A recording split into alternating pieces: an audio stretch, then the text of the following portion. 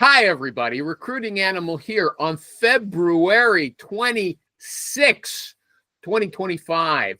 Next year, it'll be February 26 on 2026. Man, that's wild. Okay, and we've got two people here already. An incredible visit by the great Michael G. Cox, thesalesrecruiter.com. Is that still your domain name? That's the one that I think it still points to my LinkedIn page.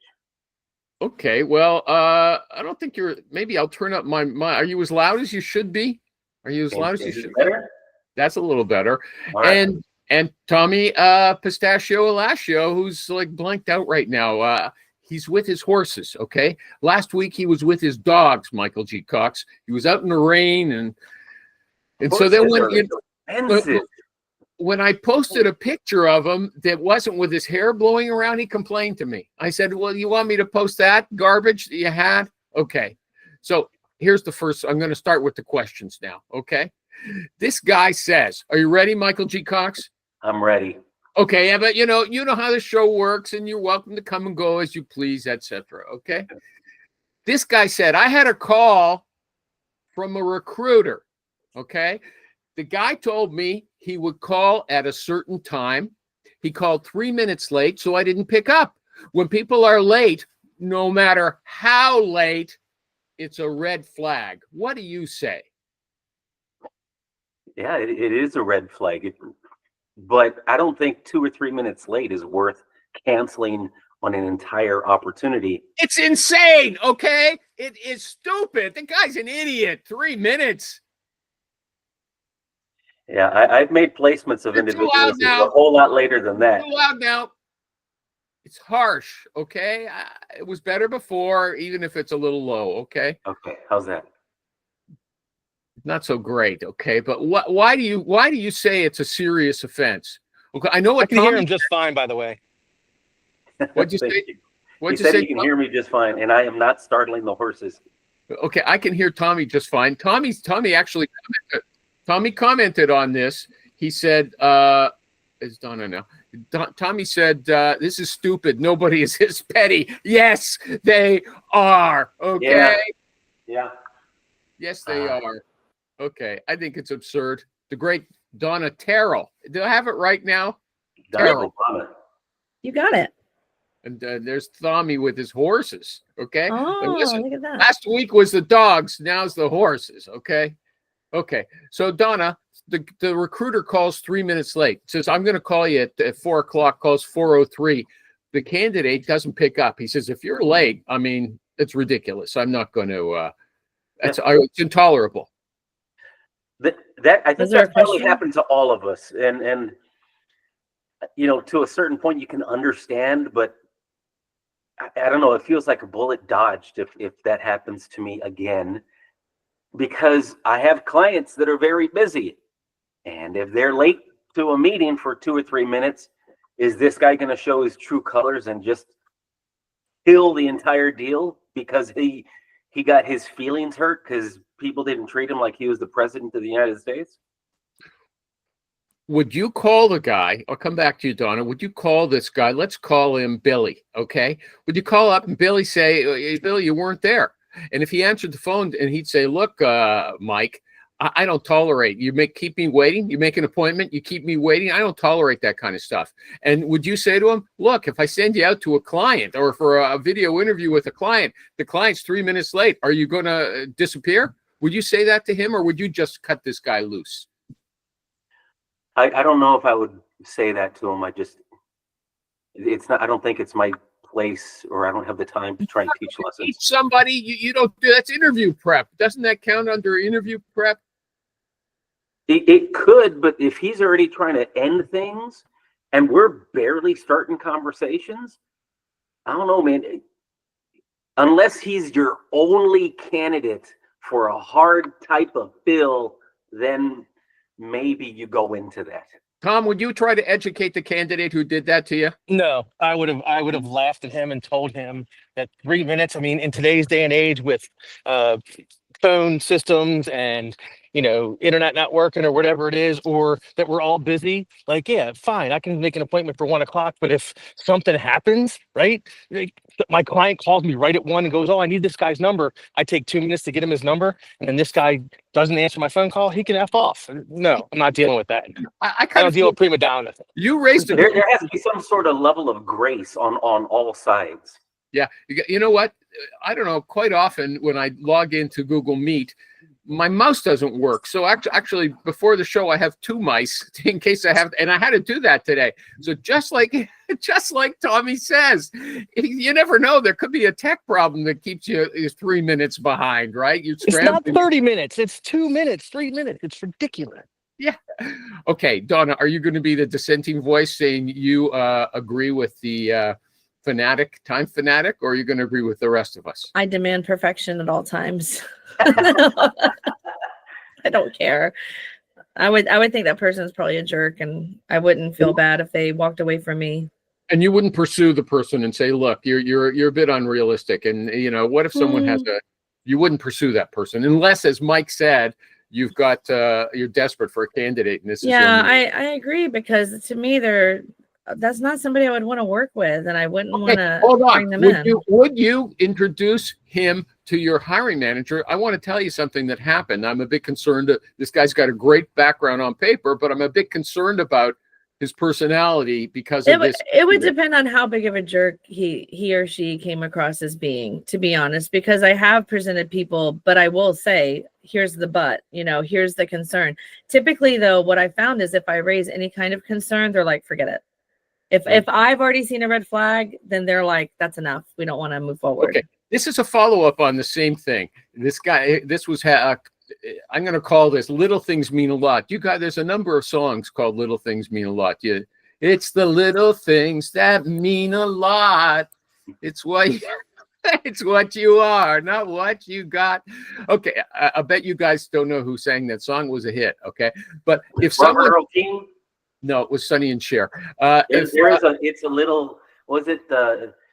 Little Things. It's a song by Robert Earl King. Well, there's a lot of Bruce Springsteen has one as well.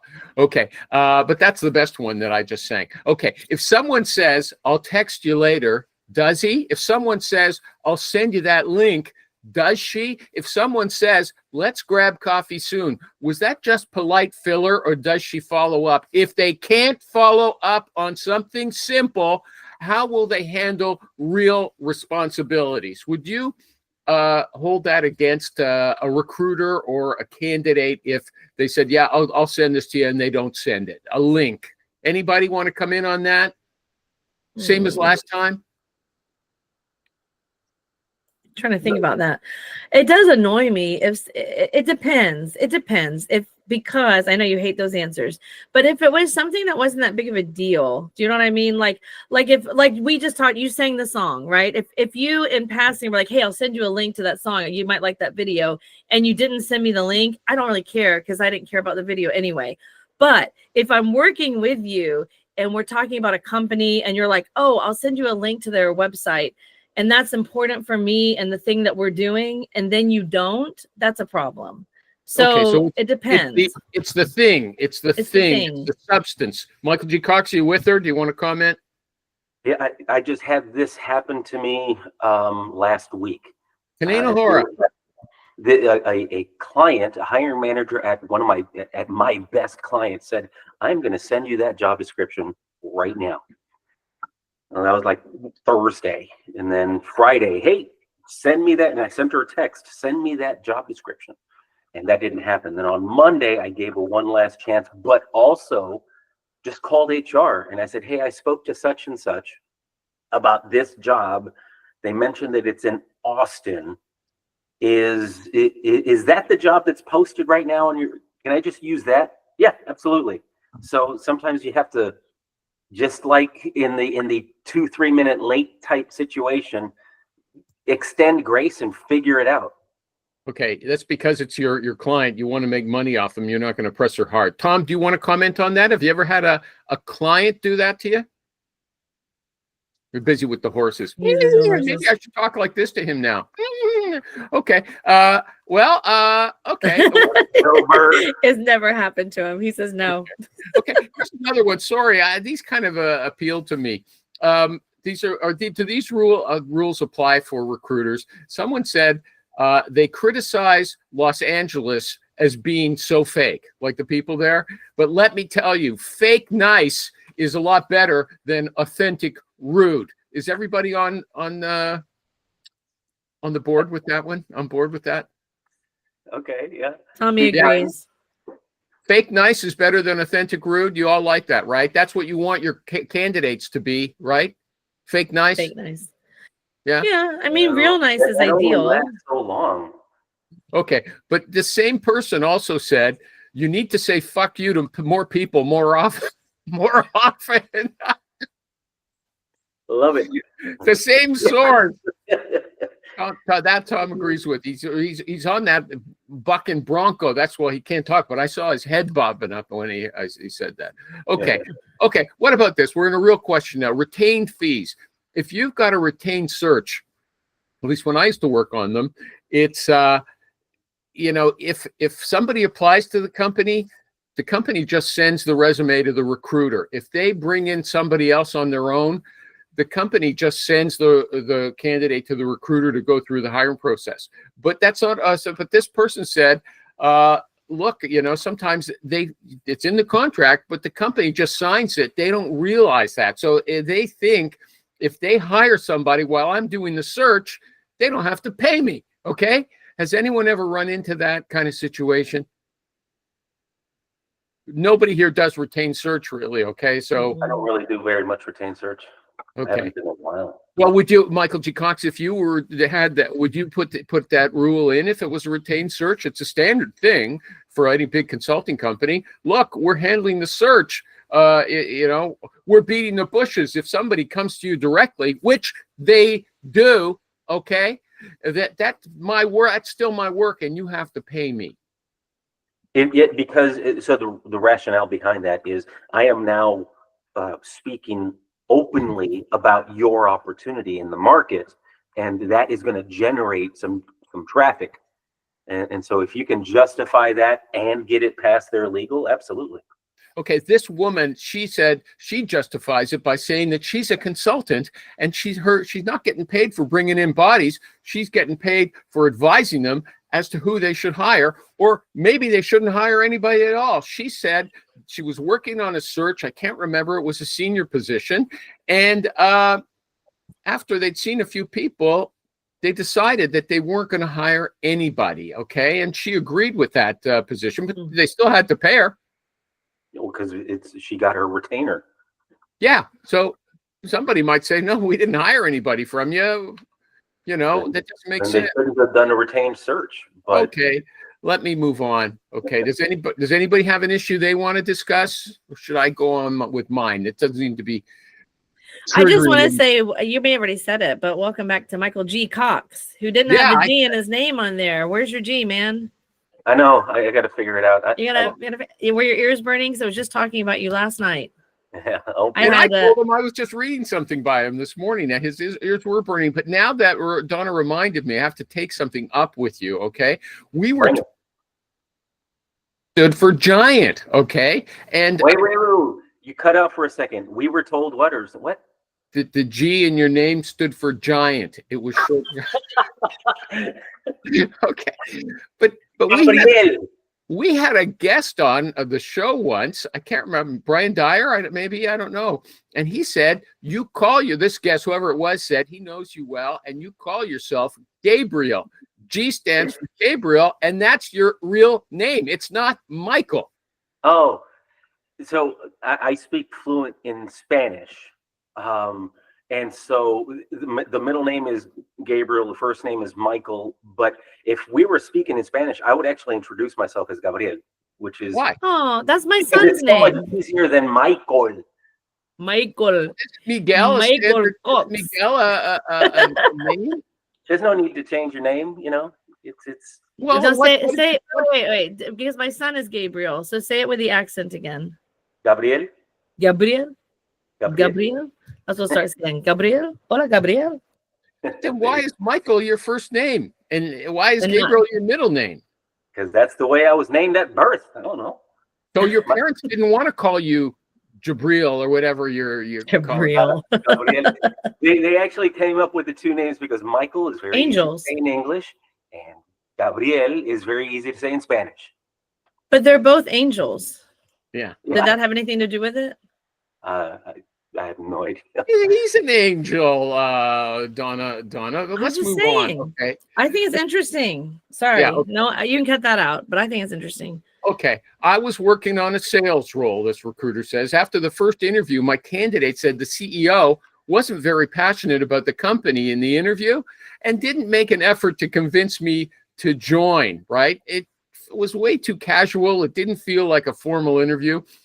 And so she was very iffy. The candidate said, the client said, well, the candidate seemed very happy where she is in her current job. And, I wasn't sure why she wanted to leave, right? So they wanted to do a reference check on her before they brought her back. And the recruiter talked her into going ahead with the reference check, okay? Because she was really iffy on the company. So that's number 1 point, okay? So then the CEO, the client company did the reference checks. They wanted to bring her back for a second.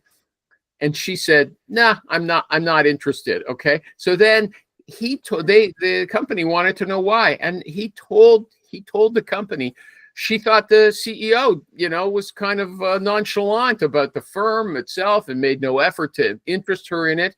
And after that, they cut him out. Okay, so he wants to know, did I make two mistakes? First of all, the candidate was iffy.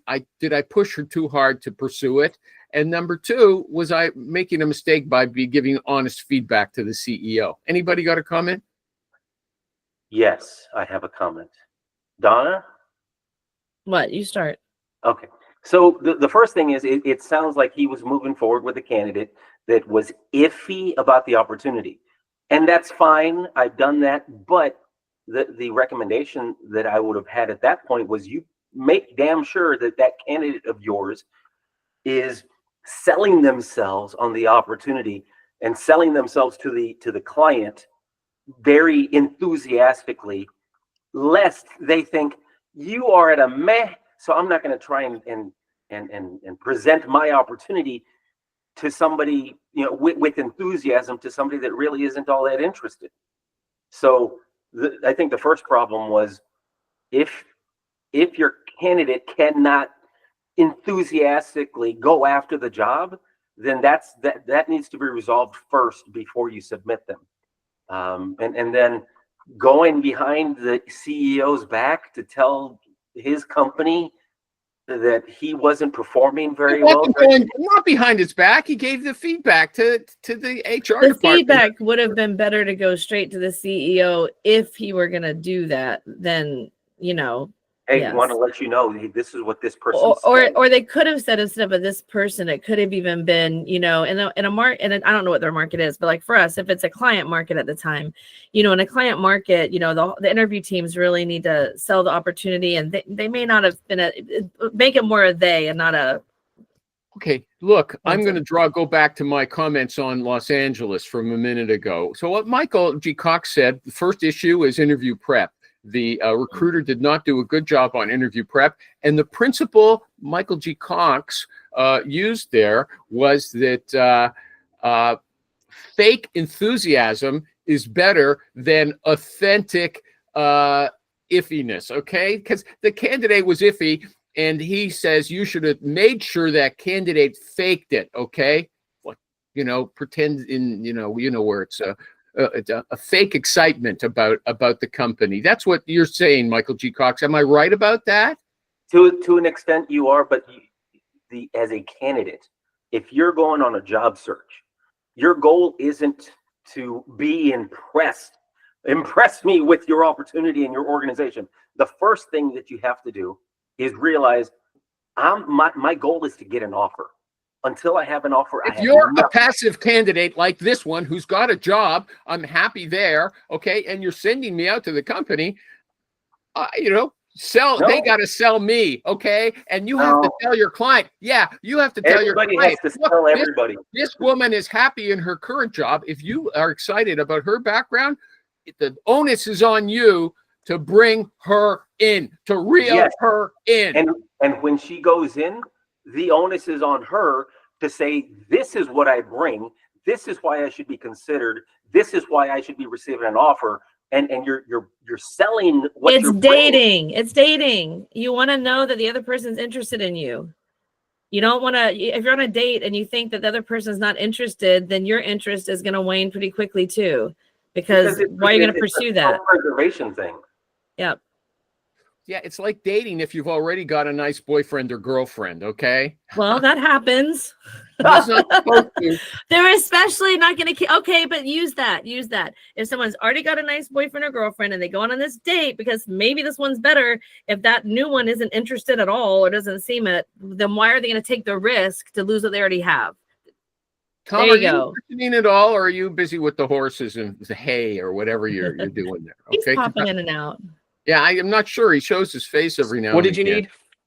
need? I don't need anything. Okay, I just want to know your opinion. Did you? You didn't hear the He problem. wants your wisdom. Which one? Which one? The I know Gabrielle? you don't. This guy doesn't believe in interview prep. Okay, he recruits. No, I don't. The recruiter recruits. Okay, so you can take on Michael G. Cox about that. You know, Michael G. Cox says, I like to push people into confrontations, and it's absolutely true. Okay. I don't want to turn someone into somebody they're not, right? So my interview prep is pretty much simple. I say, God gave you 2 ears and 1 mouth, so you talk half as much as you listen. Make sure you got a haircut if you need it. Trim your ear hairs, your nose hairs, and cover up your exposed tattoos, and that's about it. Because I want my client to hire the guy that I found. Okay, I don't think she had that problem. The recruiter recruited a salesperson who's happy in her current job, passive candidate. She goes out. Now, she was iffy about the job, so we're assuming that she, didn't display a lot of enthusiasm. She complained that the company was kind of nonchalant as well. The president that didn't, the CEO that didn't sell the company. Yeah, that's bad on the CEO. Okay. That's what I said. Michael G. Cox said she should have faked it. You have to tell your candidate fake enthusiasm if you're not feeling it. You don't believe that. Am I right about that? You have to present yourself as a strong, viable candidate. Otherwise, get out of the way. If you're walking in there saying, "Show me what you got," I'm not very interested. Dude, that doesn't work. Yeah, I agree with Michael on that one. I would never send a candidate who wasn't truly interested in the job. Right. Exactly. But I also have a problem with the client not selling the company. That's old school. You guys are not. They should want to come work for us. That candidate, say, look, Billy, I know you're not going to be excited. You're not excited now, but if you go out there, you're going to love it. Okay. What's wrong with that? And then you say to the company, and if she doesn't love it, so then she's not a good fit. Like you can't. I'm not going to push a deal together if she's not excited. It's not a good fit. It's the company. The company is if they like that candidate, man, they should get her excited, okay? Especially or for at least try. Yes, on both accounts.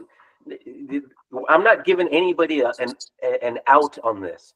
The candidate needs to do a better job of presenting the value that they bring to that opportunity. The client needs to be able to say, "Hey, this is a great opportunity. Let me tell you why. And this is a great company. Let me tell you why." Because until they get to the point where they realize, dang, we can't live without this person. Why are you not? Okay, America's. Yeah, I mean, I'm 100% on board with Michael said. America's recruiter. Both need to sell. You're going to decide this one. David M. Martin, well, he's up in heaven as usual, I guess. I don't see him at all. Okay, and we need theme music when Rich comes on because Animal's whole demeanor changes. Can we get like Love Story or something to start playing? No. I said when I gotta say, I'm just most shocked by Michael J. Cox's gray hair. Oh, you're right. I am alive. I had to show people what's up. Really? Okay. No, hold on, Donna. When I posted last week's show, okay, I said my heroes let me down. This guy came on, and they all said the cold calling's not so great anymore. When they that's not what anyone said. Every show. Okay, Richie Welcome back, Cox. Thank you. Okay, Richie Rich, are you ready? I'm ready. You recruit a salesperson, okay, and want to send her to a company. She's not that excited, but you get her to go out and take a look at it, right? She goes there, the CEO interviews her. She comes back to you and says, it was barely like an interview. It was so casual, and he didn't try to sell me on the job. He didn't seem even enthusiastic about the company. Okay. And so then you call the CEO and he says, she seems to be happy where she is, right? What am I going to do? Try to say, why should I be excited about? I'm telling these people here that if she was a good candidate, the CEO should be responsible for selling her, not her. And it's okay to send people out who aren't interested in the job and say, look, sell me. If you think it's a good job, I'm happy where I am. Sell me on this one. Okay, everybody is against me, Rich. No, nobody's against you. Yes, the company should be able to sell itself very well, but that candidate has to do the same damn thing. I don't want to agree with Animal because if they want the job, But I mean, listen, if the candidate is going out and you have presumably told the CEO and the hiring group, hey, this girl is great, this person's great, but they need to be sold. All right, they're not actively looking. This person, the candidate can't go and be a tree stump and just be like, hey, wine and dine me. But assuming she's putting an effort in, or he or she's putting an effort in, the CEO, then once they like her, she should be selling. And the recruiter should be telling these candidates that, hey, listen, you've got to sell yourself first. I know you're not in an active search, but listen, no one's going to play, this game of kiss your feet just because you said you're not looking. So okay, so David and Mark, I said it was a woman. Okay, he's not sexist. Okay, I'll clear here. He was going after you on anything, Rich. Rich has got it. I was just busting his balls. I didn't realize David MR was one of these like California woke. People, He's super woke guys, right? I was just busting his balls. He's got it. This is why David doesn't come on the screen, because he's one of these, woke children. Okay, hold on a second, Rich. So what happened was this recruiter went back to the company and he told them that she and he's gone. She thought the CEO was like unenthusiastic and he wasn't enthusiastic about the company or the job, and they cut the recruiter after that. So he's wondering if he should have gone back and not told them such a blunt feedback. Well, what do you say to that? It's how you give the feedback. If you come back and say, hey, what was your moronic CEO doing? It's one thing. If you say, hey, listen, I was curious how the interview go, the candidate was kind of surprised. The CEO didn't really seem that interested in he wanted me to. You would tell them. I probably would, because I'm like, it doesn't do me any good to have a guy. Because the next candidate, what about the next candidate? You want the guy to have some, fire under him. I mean, honestly, I have this exact situation going on, but I did it the right way, where I have a lady who is a female David. A female David. A female David. Well, nowadays they have those.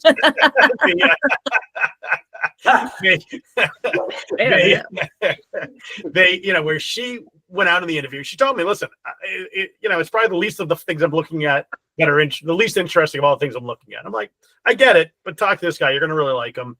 I'll let him know. They got to sell you. You've got to, but you also do have to sell yourself. They're not going to, just like I said, they're not going to just kiss your ring because you told me to tell them you're great. So she did it. She went in there, sold him, had a great conversation, peppered him with tons of questions, and had an amazing conversation with the VP of sales, had an even better conversation with the CEO, and then talked to one of the reps, had an amazing. So now she's going for a final next week, and it's one of her top two choices. I don't think I'm going to win the deal at the end of the day for other reasons, but at the end of the day, we're in a good position at least to have at least a shot at the title, right? So, David and Mar, you've got your final remarks. If you've got something, more substantial to say than, what you said before. Okay, nothing. He's out. Mm-hmm. Okay, everybody. Move on. Rich decided in my favor. I actually, real quick, wanted to say one of my best clients, they sell so hardcore, it's not funny. They took an engineer and his wife fishing on a lake. on a Saturday, right? And then they had a That's realtor take the wife out, right? I mean, it was insane what they did to get In the this pond. candidate because they understand how important it is to sell, especially on some positions where they're so hard to fill. When they get a good candidate, they will throw everything in the kitchen sink at them. Yep. Actually about delivery, I saw Chris Voss, the famous negotiating guy, one of his clips, and he said you could give me the script that Chris Rock uses in his comedy show, and if I delivered the exact same words, they wouldn't be funny. Okay, so it's the ability to I guess your timing and stuff like that. Everything's about the tone and the authenticity of it coming from you. Like if you talk like Chris Rock, it's not going to sound as good as if Chris Rock says it. Exactly right. Okay. But Chris Voss also says he says, don't ask people why. Okay. He said, makes them defensive. So if you ask somebody, why would you consider this position? That's not a good thing to say. Anybody with Chris Voss on that? Don't say why. Don't ask anybody why questions. You can. I mean, but honestly, there's so many games you can play around all these questions, how to phrase this or phrase that. I mean, I don't know. I don't think any of us are smart enough to know all the different psychological tricks behind them. It's just, sometimes you could just ask a question to get an answer, and if people want to be difficult, they're probably not worth the time. No, he said that's how people, he also, I've talked before, he says, don't ask for a question that you want them to say yes to. Always say, you don't agree with this, right? So because Rich said also, people don't like saying yes. It makes them feel they're committing to something when they don't know what the future is going to hold. They prefer to say no. So Chris Voss says he always asks for no answers because it makes people feel good and they open up. But there's the other, I agree. But there's also the other side of the campers who wanted the guy to say yes a million times because then they're in the right mood to say yes to the next thing. Who knows? I mean, I think, listen, there's certain talk tracks that work incredibly well with some people and other people, they're just, it's deaf ears, right? You just got to know your audience and see, is this someone that's really a communicator or is it someone that, is going to fight you every tooth, every. Okay, I'm moving on. What about pre-closing? Does anybody want to tell us their pre-close? I know what Tom's is because he wrote it down and I can read it to you. But does anybody want to tell us how they handle a pre-close? Michael G. Cox, wake up. I'm listening. You're listening. I'm asking you to speak now, okay? I on the candidate side or the client side? Candidate side. So if these conditions are met, you mentioned these are the things that you're looking for. Like day 3 of recruiter training when you started. Yeah. I'm trying to think back. Then it would make sense for you to move forward and accept an offer, correct? I mean, are you ready to do that? Okay. And so, go ahead. No, go ahead. And so you have to make sure that all of those conditions are met. Okay. But if they are, then you're ready to make this move. Yes? Okay. Yeah. Don't tell me people don't feel cornered when you say that to them. Yes, they do. Because you also preface this with, listen, this is a series of baby steps. We're barely getting started. All right. But we're going to move forward and you have 0 big decisions to make until you actually have an offer in front of you.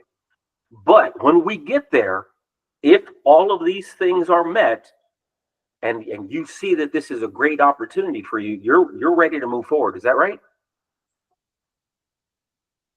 Anybody want to comment? This guy's got a very elaborate one. He says, based on everything we've discussed, and then he lays it out, compensation, team dynamics, and growth potential. If we were to formalize an offer at such and such a salary with this signing bonus, would you be ready to accept? Okay. Mm-hmm. Is it everybody like that one? Is that okay? It's kind of exactly what I said, but yeah, the only thing you didn't specifically mention the benefits and the bonus. You use a generality, Michael G. Cox. Don't you know that he likes specific examples with details, but quickly, so you're not belaboring a point. You've been gone too long. That's right. Thank you, Donna. You got to school that guy, okay? Donna, thank you. Tom says, he asks a person, has anything changed since the last time we spoke? And then he says, based on everything you've seen so far, if they offer you X amount of dollars, are you prepared to resign tomorrow and start in 2 weeks. Tom, that's yours, right? Yes, that was good. Can I ask Everybody you, don't you just throughout the entire course of the conversations over the weeks and lately months, interview processes are taking right now? Yes, dude, that's nuts. Absolutely fucking insane, the length of the lack of urgency. Yeah. I mean, every conversation, aren't you always talking to these guys about, hey, you know, what else you looking at? What do you think of this? Hey, you know, if these guys gave you money, gave you this, would you accept it? You know, Yeah. I ask you like every other conversation, if not every conversation. Yes. I think has anything changed since the last time we spoke is probably the most important question you can ask any candidate, because especially passive candidates turn into active candidates because they made a Yes. resume, they are Mhm. interviewing with my client who's got this long elongated process, they say, for example, and then Michael G. Cox calls them up and says, hey, I got this position around the corner. Well, shit, I already got my resume made. Might as well send it to Michael. And then Rich calls him and boom, next thing I know, I call the guys, oh yeah, well, I got an interview with Rich's company here and Yes. Michael's company there. You always follow up, and the guy says no, or they make a resume. If you can, you know, you can always put in your calendar if they're good to follow up in like 2 weeks, because it's amazing. Tom's disappeared again, but what I wanted with him, he's even more aggressive. He says, are you willing to resign tomorrow? Okay. Talk about cornering somebody. In blood, he makes them pin themselves with some blood, write it on a napkin. Yeah, he's doing all of those things. But again, this is all pre-close stuff. Yep. We're making sure that if we get to this point, this is going to happen. All right. I'm not, to use Donna's example, I'm not dating you without an actual end in mind. And I'm going to remind you of what that end is. Yeah, I didn't get that illusion, but David M. You get Marr. the visual of those two dating? You guys are so cute. No. David M. Marr. David M. Marr is the only one who's got on you. If someone said, well, actually, he doesn't have a job right now. He's looking. Yeah. So I guess you wouldn't mind then if they said to you, look, Dave, if they offer $85,000 tomorrow, are you willing to let me accept that job on your behalf? Is that okay with you, Dave? Because there's lots of recruiters claim that's how they do it. They don't just ask the candidate. That's very old school. I don't know anyone actually does that like that anymore. It's very like 1990s. Fashions change, eh? Yeah. I mean, I used to do that. MRI used to teach that line. And now it's just like, listen, if they give you this role offer, you know, would you accept it? MRI and then line. different caveats to it. And then, you know, I usually tell the client, listen, let me get the offer. Let me run it by him. You know, I can get him to accept it. Or if you really want to be the hero and make him, you know, walk him through all the details, great. But I'll, you know, generally get the offer and, you know, run it by him and just say, listen, I think these are the preliminary numbers. What do these sound like? Right. These look good. They look bad, you know, and then he could be like, we need more of this. We need less that, whatever. You don't want fuck no coming to your client. You want it coming to you when you're talking to a candidate, right? So if there's going to be any issues, you want those issues to come to you. You don't want the client and the candidate all of a sudden arguing over a car allowance or $2,000. You want that to be between you and the candidate. So yeah, I'm with Rich. I let my clients make the offers all the time, but I know that the candidate 99% of the time is going to accept it. Donna, you're internal. Do you do anything like that too? Mhm. I do all the same stuff with all the candidates, whether they were mine or their referral or whatever, because I pre-close them. I do it throughout the process and keep everybody, you know, apprised of where all the candidates are, because it means something. Which ones are excited about us? Which ones have a couple other places they're interviewing? Which ones? I mean, would you ask them? Listen, Donna. No, you know, I won't use your name. Listen, Sally.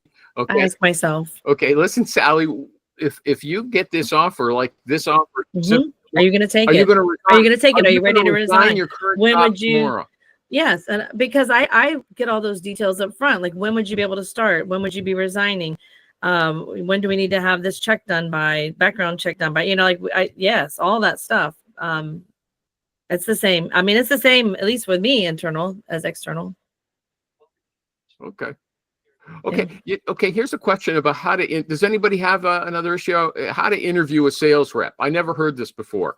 A few days before the interview, send the candidate a one-pager with all kinds of details about the company. Okay, and also a long-form version of the same thing with client needs that are not mentioned in the one pager. Okay. Then in the interview with the candidate, this is before you have an in-depth interview, you ask questions, and if they only read the one pager, they're out. Okay. You're looking for somebody who read the detailed information. Does anybody think that's a good filtering process? Has anybody done anything like that?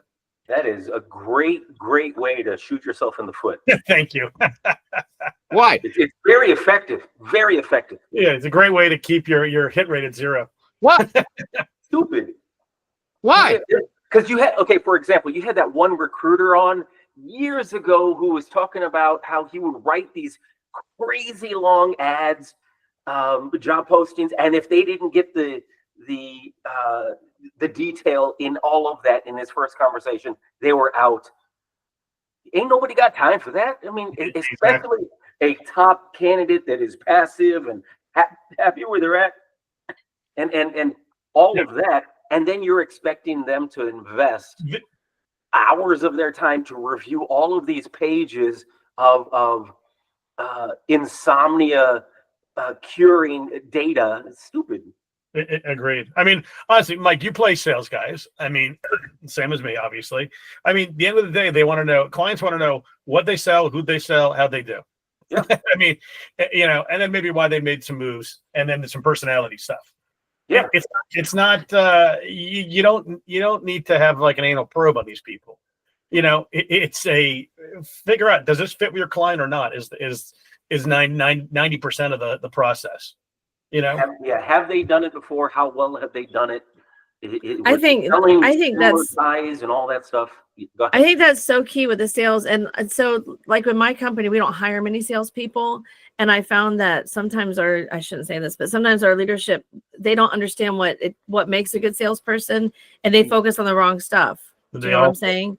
And so I could see, I mean, we haven't done that, but I could see someone being like, ooh, that's a really good idea, you know, and like, because anyway. Well, the sales, I mean, people do this for all roles, not just sales guys, but they look at where they look at what's wrong with this person because, well, I don't want to be responsible. This guy did that. And I've used this example 1,000 times, but I always tell people, it's like, basically you wouldn't hire Tom Brady because he lost 3 Super Bowls, you know, and they wouldn't, because they look at, well, this guy's a 3-time loser, not a, 7-time winner. If you're trying to build a Dallas Cowboys type organization, that might be what you're looking for. Well, there you go. Okay. Well, hold on a second. This person said the ones who dive into the details, those are your true performers. And you guys are saying that's nonsense.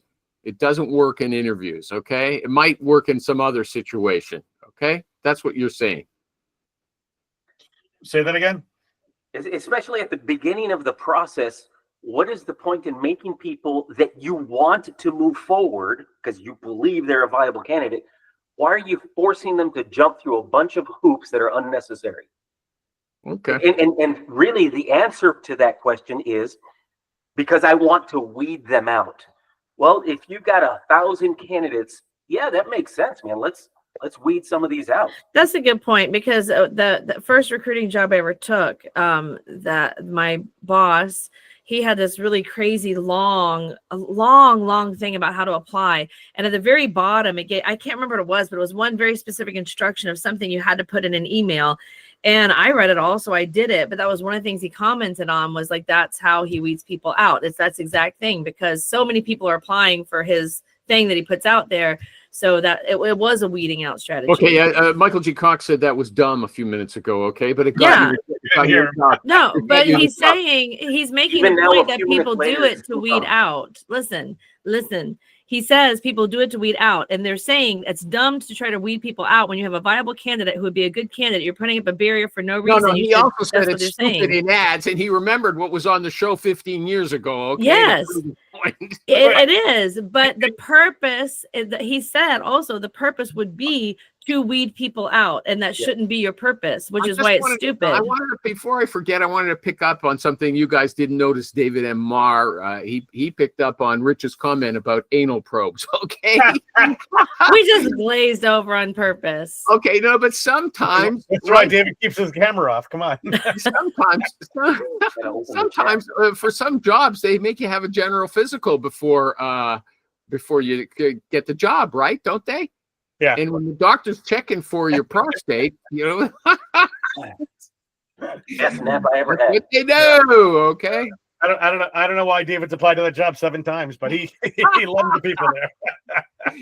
Okay, here's one that Tom this Carolyn. is Tommy's one of his longest replies to anything. Okay, Ooh. candidate stabs recruiter in the back. This guy recruiter said, I have a candidate with gaps in his resume who was down on his luck, and I took a chance on him for a client, and I got a send out. Okay, the candidate disappeared 2 days ago. Needless to say, I pulled him from the process and blacklisted him. So Tom said, I've had so many of these types because, for instance, he's not there. Tom, are you still there? You want to talk He's about? there. He's there. He's there. He said, I had a guy in a halfway You really house. gonna bring up those stories? Oh, okay, I'll leave him out. Okay. You can. So we had a candidate who showed up to interview in Reno, Nevada. The interview was in Fernley. He got on the highway and went the wrong direction and ended up in California. We rescheduled, and he showed up the next day with his dog, with his sister. He was in his 40s in an undershirt, a dirty, not a t-shirt, a dirty undershirt.